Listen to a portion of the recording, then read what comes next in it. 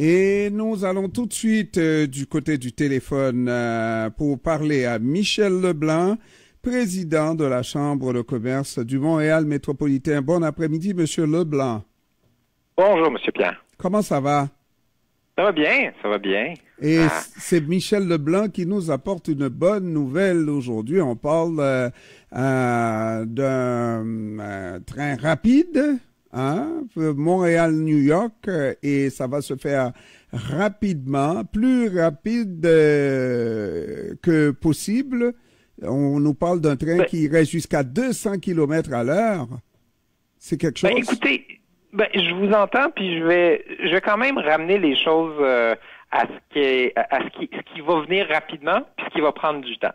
Donc, la première chose, c'est que on apprenait là, récemment que le train qui relie Montréal à New York, qui existe depuis, qui utilise des voies là, depuis 1974, va être réactivé. Ce train-là avait été suspendu à cause de la pandémie. C'est un train qui roule pas si vite.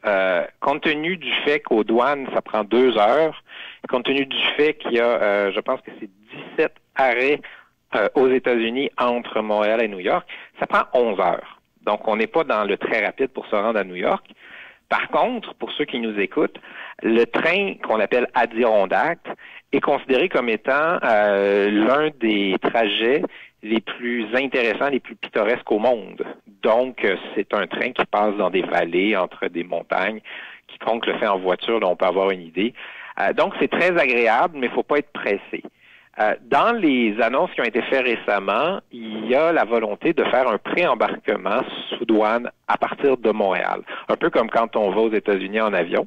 On passe la douane à l'aéroport d'Orval-Trudeau. Et donc, quand on arrive à destination américaine ou quand on passe au-dessus des douanes en avion, bien évidemment, il n'y a pas de contrôle.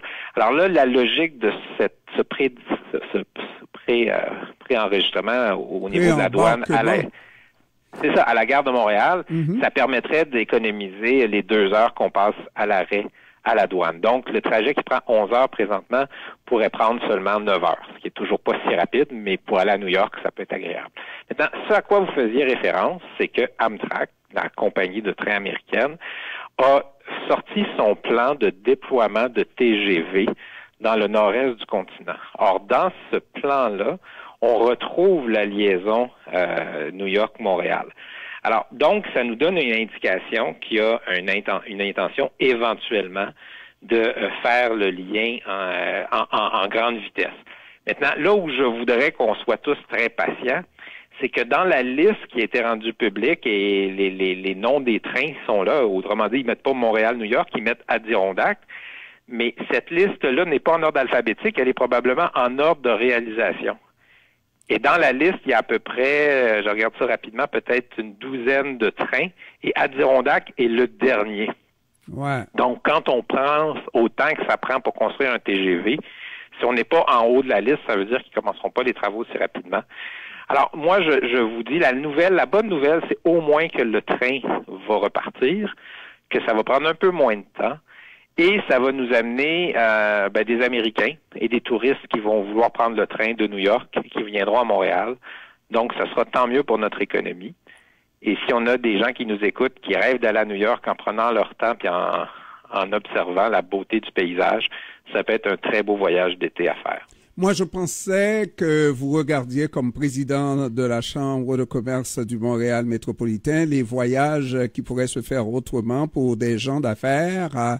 Et je me posais la question, est-ce que les gens d'affaires ne veulent pas toujours aller plus vite et plus vite? En avion, ça prend moins d'1 heure pour se rendre à New York. Aller dans un train, c'est peut-être pour la balade, pour je ne sais quoi, mais regarder... le paysage, ça peut être des vacances et tout ça, mais pour des gens d'affaires, véritablement, ils essayent d'économiser en temps le plus possible et en argent s'il le faut.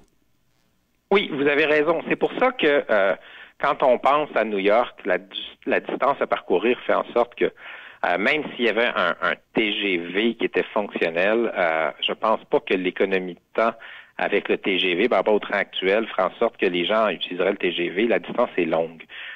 Mais en même temps, on le voit bien quand on a la discussion sur une liaison vers Toronto, si c'était le choix du gouvernement du Canada. Là, les gens pourraient trouver de centre-ville à centre-ville qu'un TGV est plus intéressant qu'un avion. On le voit quand on voyage en Europe. Pour ceux qui vont, par exemple, moi, ça m'arrive d'aller à Lyon. Maintenant, tu peux prendre un vol direct sur Lyon quand il y a le bon horaire, mais sinon, je vais débarquer à Charles de Gaulle et je vais prendre le TGV vers Lyon parce que ça m'amène en plein centre-ville. Alors, les TGV, c'est une bonne option sur certaines distances. Dans le cas de New York, je pense qu'on resterait beaucoup sur l'avion parce que c'est une longue distance. Mais vous l'avez bien dit, les gens d'affaires aiment que ce soit rapide et ils apprécient quand ils peuvent travailler en même temps qu'ils se déplacent.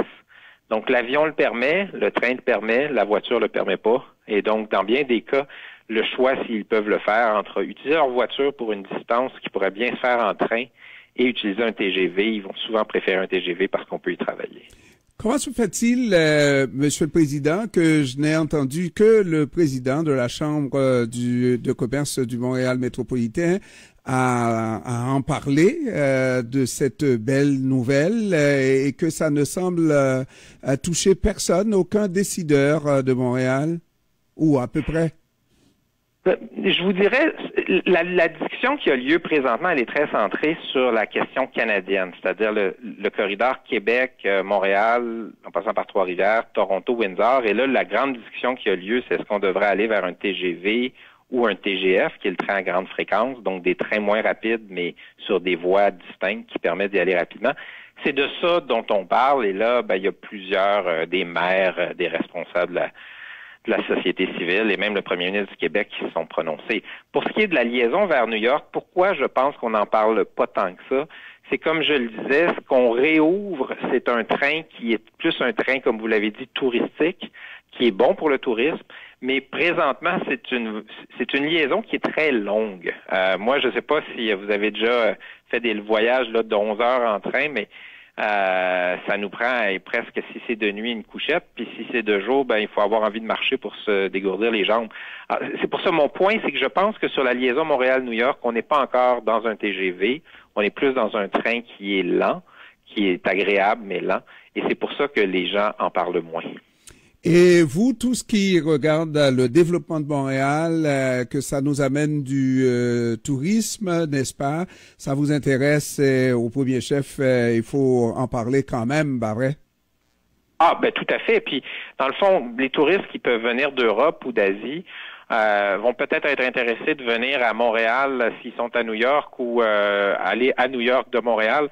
Tout ce qui fait en sorte que Montréal est bien connecté au nord-est du continent nous inscrit dans du tourisme de gens du nord-est, mais même du touriste étranger qui vient de plus loin, qui veut se déplacer, un peu comme quand on va en Europe, puis qu'on veut aller à Paris, puis peut-être qu'on ira à New York, à Londres, pardon, ou à Bruxelles, parce que les TGV, parce que les trains sont très fluides.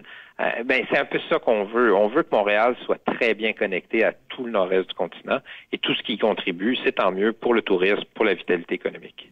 Michel Leblanc, président de la Chambre de commerce du Montréal métropolitain, je vous remercie d'avoir pu nous parler, d'avoir pris du temps de nous parler cet après-midi. Ça me fait plaisir. À bientôt. À bientôt. Au revoir.